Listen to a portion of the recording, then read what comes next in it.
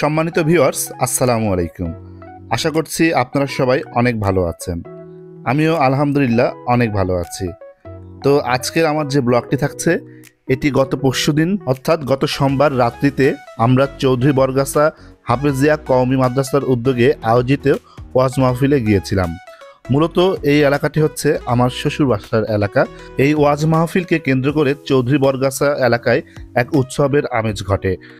চৌধুরী বরগাছা মাদ্রাসার আয়োজনে যে ওয়াজ মাহফিলটা হচ্ছিল, আমার শালা সেখানকার একজন ভলেন্টিয়ার দায়িত্ব পালন করছিল, কেননা সে সেই মাদ্রাসার একজন ছাত্র এবং আমাদের মসজিদের সম্মানিত ইমাম সাহেব, সেই মসজিদের শিক্ষক, তিনি আমাকে আমন্ত্রণ জানিয়েছিলেন। শুরুতেই আমরা গেলাম আমাদের সেই ওয়াজ মাহফিলে। মেলাতে দেখতে পাচ্ছেন অনেক সুন্দর সুন্দর সুগন্ধি আতর। সেখানে আরও দেখতে পাচ্ছিলাম বিভিন্ন ইসলামিক বই, টুপি, সুরমাসহ আরও অনেক কিছু ছিল।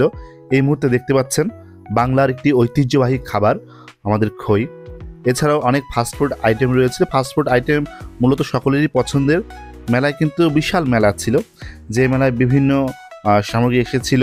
বিশেষ করে আমরা ছোটদের খেলাধুলার জিনিসপত্র, যেগুলো এই যে চমৎকার যে মাছগুলো দেখতে পাচ্ছিলেন, যে শিক কাবাব, এই শিক কাবাব কিন্তু অনেকেরই প্রিয়। আর সেই সাথে সাথে ঝালমুড়ির, এখানে বিভিন্ন রকমভাবে ঝালমুড়ি তৈরি করা হচ্ছিল। বিভিন্ন প্রকার মিষ্টি জর্দা দিয়ে পান তৈরি হচ্ছিল। এই পানগুলো সচরাচর সকলেরই ভালো লাগে। শনপাপড়ি আগে যেগুলো দেখতে পেতাম, বিভিন্ন প্রকার ফাস্টফুড সেখানে তৈরি হচ্ছিল। আর বিশেষ করে অনেক পানের দোকান কিন্তু সেখানে দেখতে পাচ্ছিলাম। আমি একটু দেখলাম যে আগুন পান এখানে রয়েছে, তো আগুন পান টেস্ট করে দেখলাম। তার পরবর্তীতে আর এখানে দেখলাম যে বিভিন্ন গরুর মাংস দিয়ে যে বুটগুলো বিক্রি হচ্ছিল, বিভিন্ন রকম টকের সংমিশ্রণে কিন্তু সেগুলো বিক্রি হচ্ছিল। দেখতে পাচ্ছেন ধনিয়া পাতার টক, মিষ্টি টক, সব বিভিন্ন ধরনের টক কিন্তু সেখানে রয়েছিল। এটা কিন্তু একটি স্পেশাল শরবত। এই শরবতটি খুব চমৎকার লাগে, যারা খেয়েছেন তারা জানেন, অনেক স্বাদের। আর বর্তমান সময় কিন্তু মেলাতে বিভিন্ন ধরনের আচারের দোকান দেখা যায়। এখানে বিভিন্ন প্রকারের আচার রয়েছে, তেঁতুল, আম থেকে শুরু করে বিভিন্ন প্রকার আচার। তো এই পর্যায়ে যেটি দেখতে পাচ্ছেন, সেটি ছাড়া মেলা কিন্তু একেবারে জমে না, সেটি হচ্ছে জিলাপি। তাছাড়া বিভিন্ন প্রকার আলু ভাজা রয়েছেন, ইনি আমাদেরকে হাই জানাচ্ছেন। আর তারপরে দেখলাম যে গলদা চিংড়ি, যেটি খুব বড় বড় চিংড়ি, সেগুলোর চপ সেখানে বিক্রি হচ্ছিল, অনেক সুস্বাদু। এই পর্যায়ে আসলে আমরা অনেকে জিলাপি খাই, জিলাপি কীভাবে তৈরি হয় সেটি আমরা একটু দেখি। অনেক সুন্দরভাবে জিলাপি তৈরি হচ্ছিল। মেলায় অনেক ধরনের দোকান কিন্তু ছিল, খেলনাপাতি থেকে শুরু করে অনেক প্রকার দোকান সেখানে ছিল। এই যে শিক্ষিত ভাজা, যেটি আপনাদেরকে গতকাল আমি একটি ভিডিওর মাধ্যমে জানিয়েছিলাম, সেই শিক্ষিত ভাজা দেখালাম। এখানে বন্দুক দিয়ে বেলুন ফাটানো হচ্ছিল। পুরো মেলায় অনেক অনেক মানুষ ছিল। এখানে একটি জুতার দোকান দেখতে পাচ্ছেন, এই জুতার দোকানে আগামীকাল একটি আমার ভিডিও থাকবে। জিলাপি কিন্তু বিভিন্ন ধরনের জিলাপি, অর্থাৎ অনেক জিলাপির দোকান সেখানে ছিল। গুড়ের জিলাপি ছিল, চিনির জিলাপি ছিল, অনেক সুন্দর সুন্দর। আরও সেই সাথে বিভিন্ন ধরনের হরেক রকম মিষ্টি জাতীয় খাবার কিন্তু দেখতে পাচ্ছেন। এটা এক ধরনের মিষ্টি যেটা খুব পছন্দ হয়, সেই সাথে মিষ্টি শরবত। আসসালামু আলাইকুম ভাই।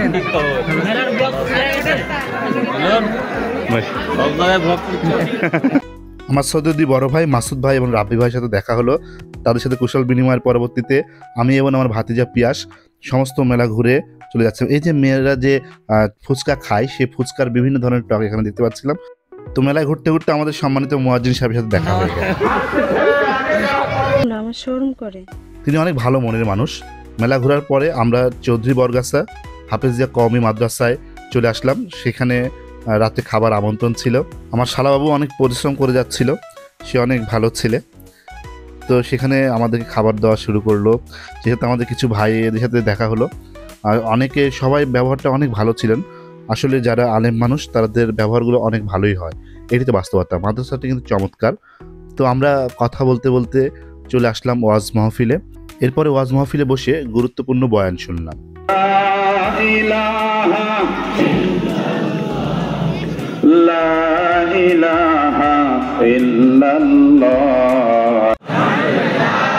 নবী আলাইহিস সালামের জন্য কলিজার ভালোবাসা উজাড় করে বলছি সাল্লাল্লাহু আলাইহি ওয়াসাল্লাম।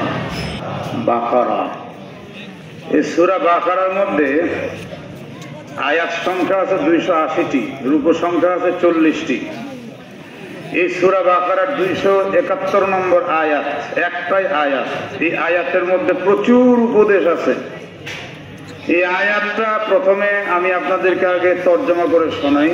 আল্লাহ তাআলা বলেছেন, ইন তুবদুস সাদাকাতি ফানি'মাহি। ইনে সতিয়া, আল্লাহ বলেন ইন তুবদুস সাদাকাত, ওয়াজ মাহফিল শেষে বাসার উদ্দেশ্যে রওনা হলাম। তো সবাই ভালো থাকুন, সুস্থ থাকুন, দেখা হবে আগামী ব্লগে। সকলকে ধন্যবাদ।